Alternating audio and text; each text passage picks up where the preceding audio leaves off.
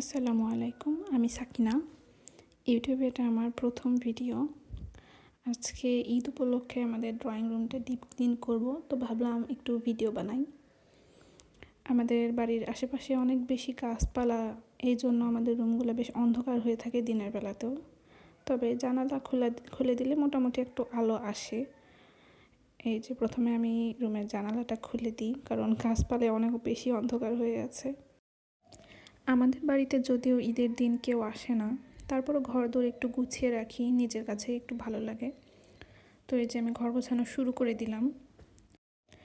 অনেক ছোটোবেলায় আমার আব্বু মারা গিয়েছে, তো ঈদের দিন আমাদের বাড়ি থেকে কেউই নামাজে যায় না। সেই জন্য অন্যান্য দিনগুলোর তুলনায় আমাদের ঈদের দিন আরও বেশি বোরিং হয়। ছোটোবেলায় আম্মু আমাদের দুই বোনকে সাজিয়ে গুছিয়ে রেডি করে বের করে দিত, কিন্তু আমাদের কোনো ফ্রেন্ড ছিল না যে যাদের সাথে আমরা ঘুরে বেড়াবো। রাস্তায় গিয়ে কিছুক্ষণ ঘুরতাম, আশেপাশে মানুষজন দেখতাম, তারপর আবার রুমে চলে আসতাম, খাওয়া দাওয়া করতাম, টিভি দেখতাম। মানে ঈদের দিন পড়া থাকতো না, এটা একটু মজার ব্যাপার ছিল ছোটোবেলায়। কিন্তু এখন দিন দিন যত বড় হচ্ছি, মানে ঈদের দিনটা আরও বেশি বোরিং হয়ে যাচ্ছে। কিন্তু ঈদ তো মুসলিমদের একটা অনেক বড় উৎসব, এটা এতটা বোরিং হওয়া উচিত না। এজন্য আমি ঠিক করেছি যে যতটা সম্ভব নিজে নিজে এনজয় করা যায় সেটা করার চেষ্টা করব। এবার আমার বোন ঈদে বাড়ি আসতে পারবে না, কারণ ও অনেক অল্প ছুটি পেয়েছে। ওই অল্প ছুটিতে বাড়ি আসা অনেক বেশি হ্যাসেল হয়ে যাবে, এই জন্য ও বাড়ি আসবে না। তো এবার ঈদ মেবি আরও বেশি বোরিং হবে। তারপরও আমি চেষ্টা করব নিজে নিজে যতটুকু করা যায়। এই যে এখন ঘরদোর গুছাচ্ছি, যদিও জানি কেউই আসবে না, তারপরেও ঘরদোর গুছিয়ে রাখবো, টুকটাক রান্না বান্না করব। আমার ফুপুদের বাড়িতে যাব, আমার এখানে 2টা ফুপুদের বাড়ি আছে।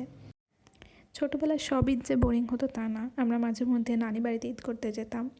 ওই ঈদগুলো অনেক বেশি মজা হতো, কাজিনরা সবাই একসাথে ঈদের আগের রাতে একসাথে হাতে মেহেদি দেওয়া, ফুলঝুরি ফোটানো, তারপরে বিভিন্ন বোম টোম ফোটানো, তারপরে খাওয়া দাওয়া, সকালবেলা পাল্লা দিয়ে গোসল করতে যাওয়া, তারপরে ছেলে কাজিন যারা তারা নামাজ পড়তে যেত, মামাদের কাছ থেকে নানির কাছ থেকে সালামি নিতাম।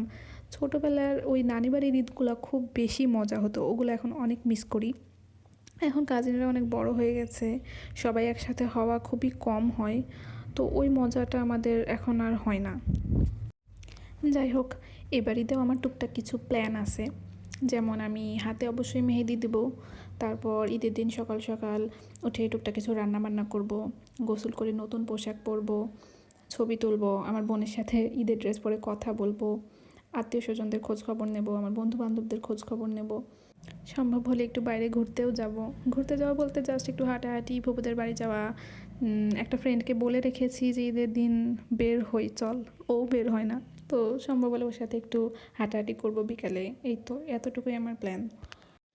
যাই হোক, গল্প করতে করতে আমার ঘর গোছানো অলমোস্ট কমপ্লিট। এখন সোফাতে একটু ওই কভারটা পরিয়ে নেব। কভারটা বলতে আমার আম্মু হচ্ছে চাদর কেটে এটা বানিয়েছে সবসময় পেরে রাখার জন্য, যেন ধুলাবালি না পড়ে। মানে ধুলাবালি পড়লেও যাতে সোফার মেন কভারটায় না পড়ে, যেহেতু ওটা পরিষ্কার করা যায় না, সেজন্য এটা আমরা সবসময় এখানে দিয়ে রাখি। আর হালকা কালার, দেখতেও ভালো লাগে, রুমের সাথে বেশ মানিয়েছে। এই যে রুমের ফাইনাল লুক। আমার তো রুমটা দেখতে অনেক বেশি ভালো লাগছে, আপনাদের কেমন লাগছে অবশ্যই জানাবেন। সবাইকে ঈদের অগ্রিম শুভেচ্ছা।